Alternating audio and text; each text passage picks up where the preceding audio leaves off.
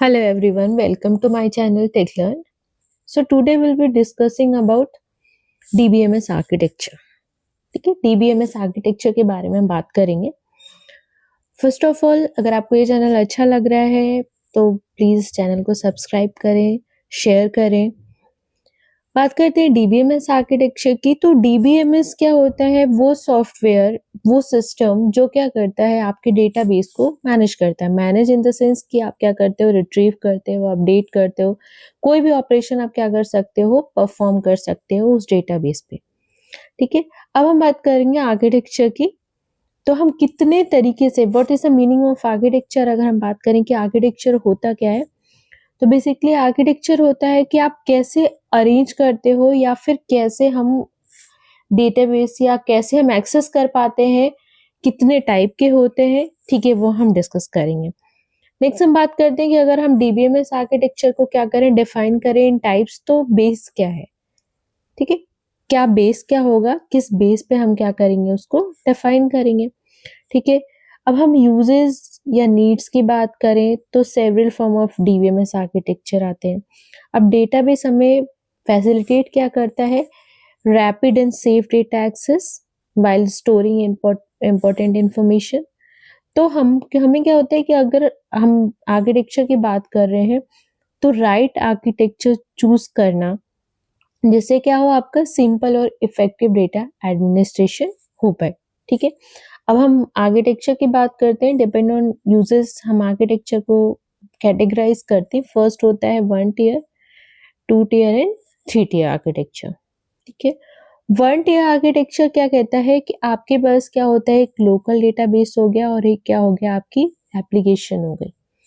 ठीक है, अब 1 टियर आर्किटेक्चर में होता क्या है, आपके पास the client, server and database, ये सारे प्रेजेंट क्या होते हैं, सेम सिस्टम में. ठीक है, सेम सिस्टम में आपका क्लाइंट भी है, आपका सर्वर भी है और आपका डेटाबेस है. ठीक है, allowing the user to utilize the database directly while sitting on the DBMS. कि भाई आप क्या कर रहे हो, आप वहीं से एक्सेस कर रहे हो, आपको डेटाबेस भी वहीं पे मिल रहा है, आपका सर्वर भी वहीं पे है और आपका क्लाइंट भी वहीं पे है. ठीक है, जैसे हम एग्जांपल की बात करें कि आपके पास क्या है, आप एक एसक्यूएल सर्वर को सेटअप कर रहे हो, तो आपका डेटाबेस क्या हो गया, आपके लोकल सिस्टम पे हो गया. आपको एक एसक्यूएल सीखना है तो आपने क्या किया, एसक्यूएल सर्वर का सेटअप किया आपने सिस्टम पे, तो क्या हो गया, डेटाबेस भी आपका वहीं पे है. ठीक है, आप लोकल सिस्टम पे क्या कर रहे हो, एसक्यूएल को लर्न कर रहे हो या सीख रहे हो. ठीक है, this makes it possible for us to carry out operation and interface with the relational database directly. तब यहाँ पे क्या हो गया, आप क्या कर रहे हो, डायरेक्टली क्या कर रहे हो, डेटाबेस से इंटरेक्ट कर रहे हो. आपका क्या यहाँ पे है, आपका सर्वर भी वहीं पे है, क्लाइंट भी आप ही हो. ठीक है, एप्लीकेशन भी आप वहीं पे यूज कर रहे हो. तो बेसिकली क्लाइंट, सर्वर और डेटाबेस सब क्या है, आपके सिस्टम में ही. ठीक है, लेकिन अगर हम इंडस्ट्रीज की बात करें, ये तो क्या हो गया, आपकी पर्सनल लेवल की बात होगी. 1 टियर आर्किटेक्चर क्या कहता है कि उसमें कोई भी मिडिल मिडिल कोई भी नहीं है, आपको क्या कर रहे हो, डायरेक्टली एक्सेस कर रहे हो. ठीक है, अब इसमें क्या होता है, अगर हम किसी ऑर्गेनाइजेशन की बात करें या फिर किसी की भी बात करें, एक पर्सन को छोड़ के, तो क्या होगा, ये आर्किटेक्चर वहां पे सक्सेस नहीं है. ठीक है, नेक्स्ट बात करते हैं 2 टियर आर्किटेक्चर की. अब 2 टियर आर्किटेक्चर क्या कहता है कि आपके पास क्या होता है, एक एप्लीकेशन सर्वर होगा और एक क्या होगा, एप्लीकेशन क्लाइंट होगा. ठीक है, एक fundamental client server model is comparable to the 2 tier architecture. हम क्लाइंट सर्वर मॉडल की बात करें तो ये क्या है, आपका 2 टियर आर्किटेक्चर है. ठीक है, direct communication between the client side application and the server side database is possible. ठीक है, आपके क्लाइंट साइड एप्लीकेशन है, आपका सर्वर साइड डेटाबेस है. इसके लिए हम बात करें, फॉर दिस कॉन्टेक्ट हम एपीआई जैसे ओडीबीसी, जेडीबीसी, ये सारी यूटिलाइज होते हैं. ठीक है, इनके यहाँ पे 2 टियर आर्किटेक्चर हम यूज करते हैं. Functionalities for query processing and transaction management आज provided on the server side. Query processing और ट्रांजैक्शन मैनेजमेंट. क्वेरी प्रोसेसिंग मतलब जो हम क्वेरी हम राइट डाउन करते हैं किसी एक्सेस के लिए, अपडेट के लिए, इंसर्ट डिलीट के लिए, वो प्रोसेसिंग. और उसका मैनेजमेंट मतलब ट्रांजैक्शन होना, ये क्या होता है, सर्वर साइड से होता है. और यूजर इंटरफेस और एप्लीकेशन प्रोग्राम कहाँ रन होते हैं, क्लाइंट साइड पे रन होते हैं. ठीक है, To communicate with the DBMS, the client side application create a connection with the server side. तो basically क्या होता है, जब भी client request करता है तो एक कनेक्शन जनरेट होता है, कनेक्शन बिल्ड होता है विद द सर्वर साइड, और क्या होता है, डेटा आपका एक्सेस होता है. ठीक है, तो बेसिकली आपके पास दो सर्वर होते हैं, एक एप्लीकेशन क्लाइंट होता है, क्लाइंट के पास एप्लीकेशन होता है, और एक एप्लीकेशन सर्वर होता है. ठीक है, this kind has the advantage to of being simpler to maintain. ठीक है, लेकिन अगर हम बात करें द अप्रोच परफॉर्म पुअरली जब आपके पास बहुत सारे यूजर्स हो. ठीक है, अब मल्टीपल नंबर ऑफ यूजर्स हो गए. ठीक है, मल्टीपल नंबर ऑफ यूजर्स अगर इंटरेक्ट कर रहे हैं विद द एप्लीकेशन सर्वर, तो यहाँ पे क्या है, आपके साथ जो परफॉर्मेंस होगी वो पुअर हो जाएगी. ठीक है, क्योंकि यहाँ पे क्या है, आपका एक एप्लीकेशन एक सर्वर है और एक क्या है, आपका क्लाइंट है, जो कि क्या कर रहा है, उसको यूज कर रहा है, पर दोनों क्या है, डिफरेंट प्लेसेस पे है. लेकिन अगर आपके पास नंबर ऑफ जो है यूजर्स है वो ज्यादा हो जाएंगे, तो क्या होगा, इसकी परफॉर्मेंस क्या हो जाएगी, पुअर हो जाएगी.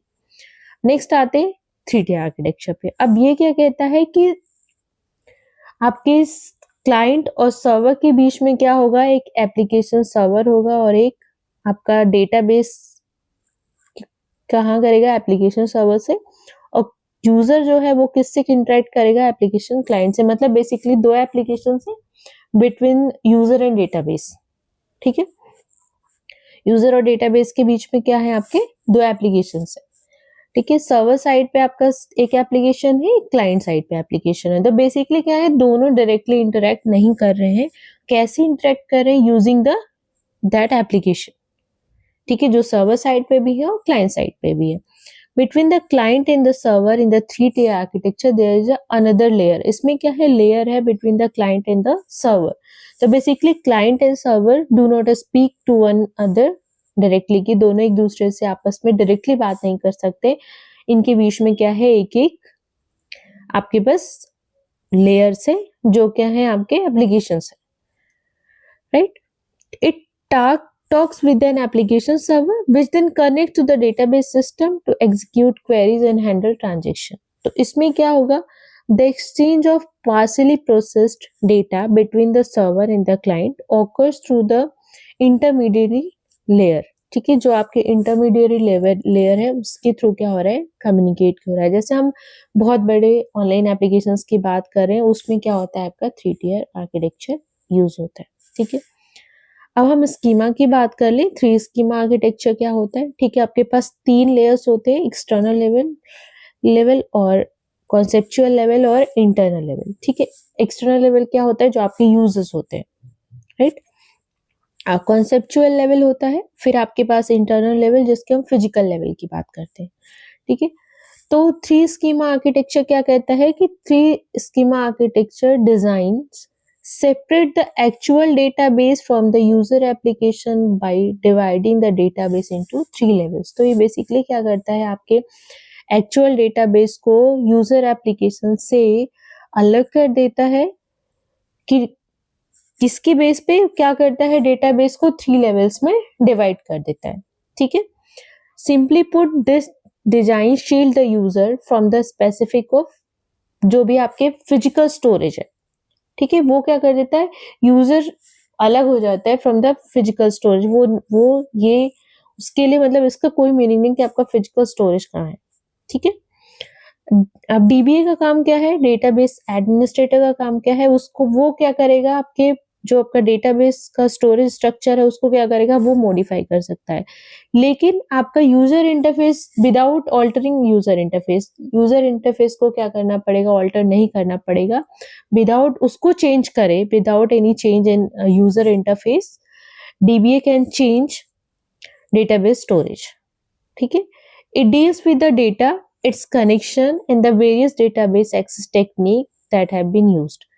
Schema basically होता क्या है, schema होता है the name for a database logical design. ठीक है, database का जो logical design होता है उसको हम schema कहते हैं. ठीक है, तो अगर हम 3 schema डिजाइन की बात करें तो बेसिकली ये क्या करता है, ये सेपरेट करता है एक यूजर एप्लीकेशन को. ठीक है, जो भी आपके लेवल्स होते हैं उनसे. ठीक है, अब क्या करते हैं कि आपके यूजर्स को जो भी काम कर रहे हैं वो क्या कर रहे हैं, वो अपना एक अपने लेवल पे कर रहे हैं, लेकिन जो आपका एडमिनिस्ट्रेटर है वो क्या कर सकता है, चेंज कर सकता है स्ट्रक्चर को, जो भी आपका डेटाबेस स्ट्रक्चर है, स्टोरेज स्ट्रक्चर, उसको चेंज कर देता है, बट आपका यूजर इंटरफेस हैम्पर नहीं होता है। ठीक है, 3 लेवल्स होते हैं इसमें, एक्सटर्नल, कॉन्सेप्चुअल और इंटरनल लेवल। अब हम बात करते हैं एक्सटर्नल लेवल का। एक्सटर्नल लेवल क्या होता है? The greatest degree of database abstraction is at this point. Many external schemas और user views are included. तो external level में होता क्या है, आपके external schemas और user view include होते हैं. This level gives an individual use or a group of user access to several views of the same database. So basically individual user या फिर group of users क्या कर सकते हैं, access कर सकते हैं several views, same database के कई सारे व्यूज को क्या कर सकते हैं यूजर्स, इंडिविजुअल यूजर्स और ग्रुप ऑफ यूजर्स क्या कर सकते हैं, एक्सेस कर सकते हैं। ठीक है, by keeping certain elements of the database hidden from a specific user. ठीक है, हम क्या कर सकते हैं, जो आपके सर्टेन एलिमेंट्स या कुछ एलिमेंट्स जो है डेटाबेस को, वो क्या होते हैं, हिडन होते हैं from the specific user. And external view offers a strong and adaptable security solution. तो बेसिकली अगर हम एक्सटर्नल लेवल की बात करें तो एक्सटर्नल व्यू क्या होता है, आपका जो भी, एक तो एक्सटर्नल आपका ये स्कीमा हो गया, या फिर आपका जो बेसिकली जो यूजर व्यू होता है। ठीक है, दैट्स कॉल्ड एक्सटर्नल लेवल। तो यूजर को क्या होता है कि वो क्या करता है, अपना जो भी, अगर आप, मैं कुछ एक्सेस करना चाहती हूँ एज ए यूजर, तो मैं सेम डेटाबेस का मुझे कुछ और व्यू दिखेगा, दूसरा कोई एक्सेस करना चाहता है उसे दूसरा व्यू दिखेगा, मतलब डिपेंड्स ऑन कि हम क्या चाहिए हमें। ठीक है, हमें क्या चाहिए, जैसे हम एक स्टूडेंट डेटाबेस की बात करें, ठीक है, एक कॉलेज है, कॉलेज के स्टूडेंट डेटाबेस की बात करें, तो किसी को स्टूडेंट के आईडी और नाम चाहिए तो उस यूजर को स्टूडेंट आईडी और नेम दिखेगा, किसी को स्टूडेंट आईडी का क्लास चाहिए या सब्जेक्ट चाहिए उसको वो दिखेगा। तो बेसिकली हम क्या, एक्सटर्नल लेवल पे हम क्या कर सकते हैं, देख सकते हैं, या फिर एक सिंगल यूजर या फिर multiple users different different views for the same database क्या कर सकते हैं, देख सकते हैं। ठीक है, नेक्स्ट है आपका कॉन्सेप्चुअल और logical level. The whole database structure is described at this level. It serves as a transitional layer between user view and actual storage. So basically कैसे कैसे एक्ट करता है, एज अ ट्रांजिशनल लेयर, किसके बीच में, between user view and actual storage. ठीक है, it describes the categories of data that will be stored in the database, the data that will be put there, and the relationship between those data. Each database has a single conceptual schema. So basically क्या बताता है आपको कि logical level क्या है। ठीक है, user कैसे कनेक्टेड है आपके डेटाबेस से। ठीक है, the whole database structure is describe at this level. हम डेटाबेस का पूरा स्ट्रक्चर क्या करते हैं, डिस्क्राइब होता है इस कॉन्सेप्चुअल लेवल पे, या लॉजिकल लेवल भी कहते हैं, कॉन्सेप्चुअल लेवल भी कहते हैं। तो इस लेवल पे आपका डेटाबेस का जितना भी स्ट्रक्चर है, एक्चुअल जो आपका स्ट्रक्चर है वो क्या होता है, डिस्क्राइब किया जाता है। ठीक है, नेक्स्ट बात करते हैं फिजिकल लेवल की। और फिजिकल लेवल क्या होता है, आपका लोवेस्ट डेटाबेस एब्स्ट्रैक्शन लेवल होता है। यहाँ पे एक्सप्लेन होता है कि डेटा आपका कैसे डेटाबेस में स्टोर हुआ है।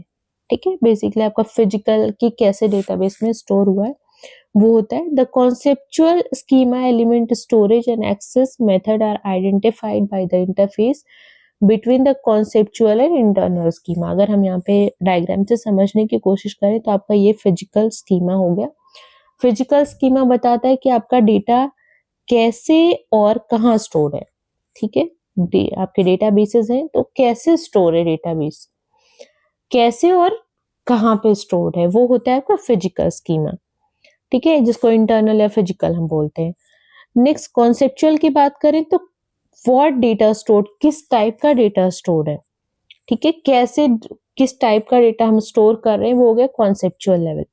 ठीक है, कैसे स्टोर कर रहे हैं, कहाँ स्टोर कर रहे हैं, दैट्स कॉल्ड फिजिकल लेवल। ठीक है, यहाँ पे बात करें कि कौन सा डेटा स्टोर करें, दैट्स कॉल्ड कॉन्सेप्चुअल लेवल। ठीक है, एक्सटर्नल व्यू क्या हो गया, एक्सटर्नल कॉन्सेप्चुअल मैपिंग की बात कर लो, यूजर की कैसे दिखेगा यूजर को डेटा, तो कैसे देखेगा यूजर डेटा, और जो भी आपके conceptual level external level mapping है वो क्या हो गया, आपका एक्सटर्नल लेवल हो गया या एक्सटर्नल व्यू हो गया। ठीक है, तो ये आपके हो गए कॉन्सेप्चुअल स्कीमा या कॉन्सेप्चुअल लेवल, फिजिकल स्कीमा और फिजिकल लेवल, या फिर ये हो गया आपका एक्सटर्नल लेवल। तो ठीक है, ये हो गया आपके 3 लेवल स्कीमास। नेक्स्ट बात करते हैं हम डेटा इंडिपेंडेंस की। ठीक है, डेटा इंडिपेंडेंस क्या कहता है, फर्स्ट है डेटा, सेकेंड है इंडिपेंडेंस। तो बेसिकली डेटा इंडिपेंडेंस क्या है, इसके क्या करता है, ये आपका डेटाबेस स्कीमा को मॉडिफाई करता है, कैसे, without affecting the schema at the next higher level. तो ये डेटा के क्या करता है, स्कीमा को चेंज करता है विदाउट इफेक्टिंग अदर लेवल। जो स्कीमाज होते हैं वो अफेक्ट नहीं होते हैं, एक लेवल के स्कीमा को ये चेंज कर सकता है without changing any other level of schema. ठीक है, अगर हम ओल्डर फाइल बेस्ड सिस्टम की बात करें तो application code was often hardwired होते थे। ठीक है, अगर हम क्या करें, अगर हमें एक इंटीजर से स्ट्रिंग करना है तो हमें क्या करना पड़ेगा, उस सॉफ्टवेयर को रीराइट करना पड़ता था। लेकिन डेटा इंडिपेंडेंस ने इसको क्या किया, इसको सॉल्व किया यूजिंग अ लेयर्ड आर्किटेक्चर। ठीक है, हम 3 स्कीमा आर्किटेक्चर की बात हमने अभी करी है। सो बेसिकली क्या होता है, ये बफर की तरह काम करता है between raw data and and user.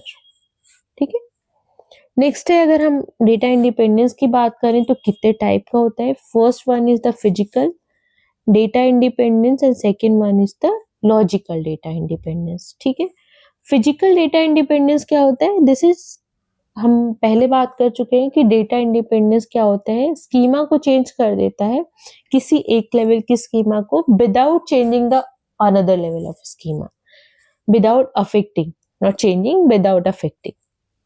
This is the ability to change the physical storage or internal structure of the database without affecting the logical structure of the application program.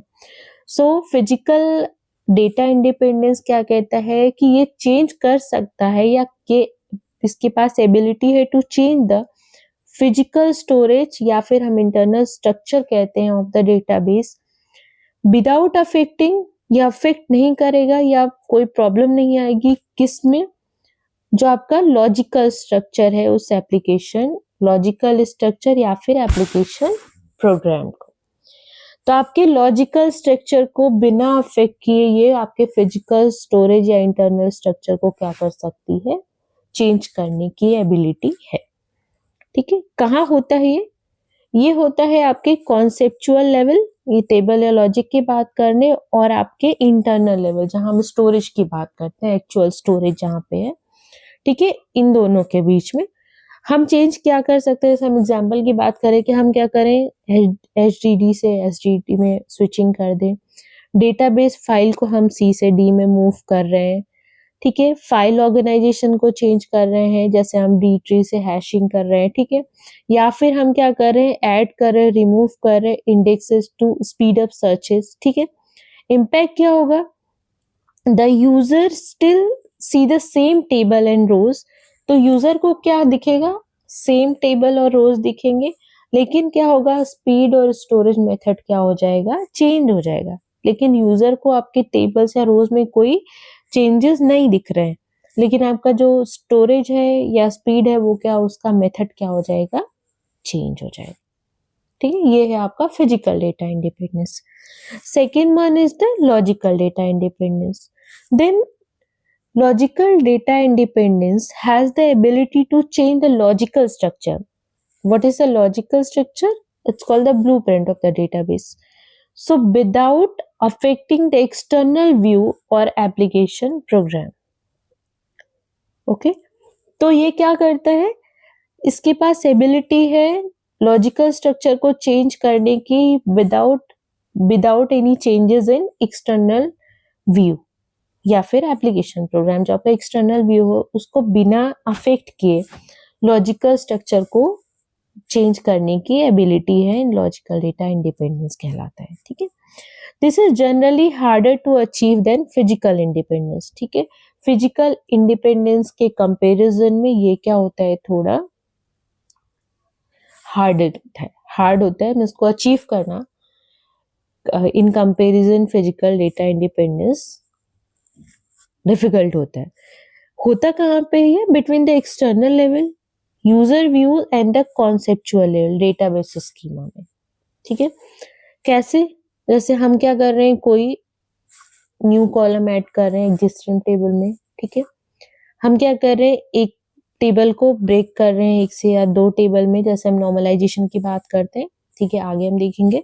Renaming हम क्या कर रहे हैं, एक attribute या उसका relationship change कर रहे हैं एंटिटीज के बीच में। ठीक है, if a company adds a reward point column to a customer table, the existing mobile app should still work perfectly without needing a software update, even if it doesn't use a new column yet.